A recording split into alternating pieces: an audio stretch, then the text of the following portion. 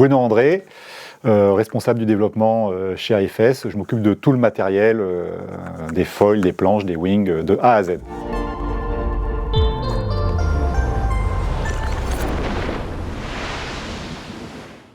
Aujourd'hui, on va parler de la Wild. Donc la Wild, c'est la gamme sportive des AFS Wing. C'est une wing qui est avant tout dédiée à la performance dans les hauts régimes. Pour être performant dans les hauts régimes, on va attendre de la wing qu'elle soit beaucoup plus rigide, plus solide, qu'il y ait moins de déformation et qu'elle soit plus durable dans le temps parce qu'elle va être soumise à beaucoup de tension, beaucoup de pression par rapport au vent plus fort.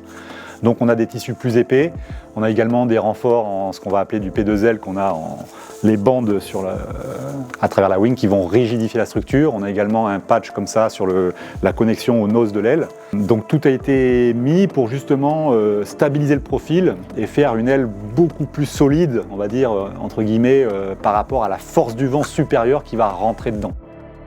Également on a des fenêtres en monofilm X-Ply. Donc au-delà d'apporter de la visibilité, le monofilm est un tissu un petit peu plus raide, donc pareil qui amène cette sensation de rigidité supplémentaire, de raideur dans l'aile, associée à un bord d'attaque un petit peu plus volumineux, toujours en tissu plus épais. Donc on a trouvé le bon compromis entre l'apport de ce volume supérieur qui apporte une grosse tenue, une grosse rigidité du bord d'attaque, sans non plus avoir beaucoup trop de traînée par rapport à sa dimension. Pour cette gamme Wild, on a choisi d'avoir un petit peu moins de span que ce que pouvait avoir la Wilf. Donc on a une voile un petit peu plus ramassée sur son bord d'attaque, ce qui permet d'avoir plus de surface en global, parce qu'on peut élargir l'aile, avec toujours l'idée d'avoir toujours plus de toile et de tenir plus de toile dans des vents plus forts. Ça va avoir un impact sur le poids, l'aile va être un petit peu plus lourde au porté sur la plage, mais elle est dédiée à des vents plus forts, donc ça va compenser. C'est sûr que comparé à une Wilf va être beaucoup plus légère, beaucoup plus souple, donc ce qu'on va perdre par rapport à une Wilf au départ au planning, on va le garder derrière à pleine balle. La wing va moins se déformer et encaisser toujours plus de puissance pour aller toujours plus vite.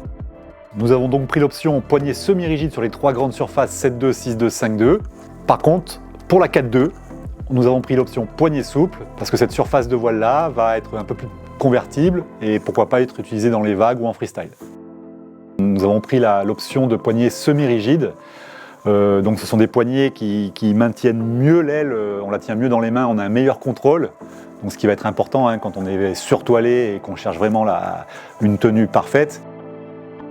Le profil plus fin avec un creux légèrement reculé, maintenu par la structure, ça va forcément donner une voile beaucoup plus glissante, beaucoup plus pénétrante dans l'air. Donc on a des accélérations franches, on a la tenue dans le vent fort, on l'a mentionné tout à l'heure, on a un super contrôle.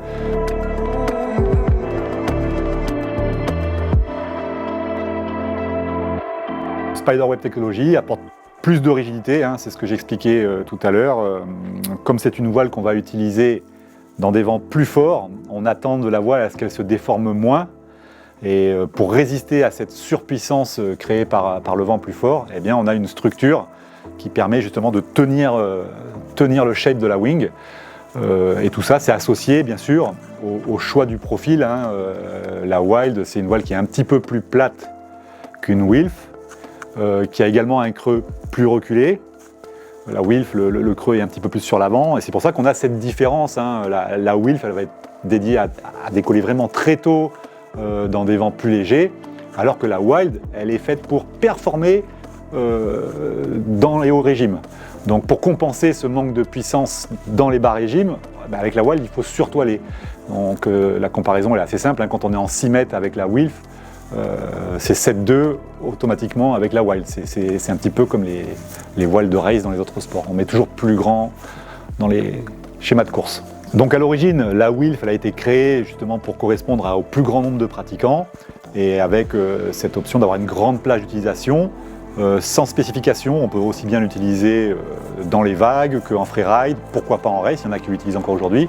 C'est vrai que sur la Wild, on est venu chercher un domaine spécifique, des performances dans le haut régime, avec tout ce qui va avec, plus de tenue, plus de stabilité et surtout plus de vitesse.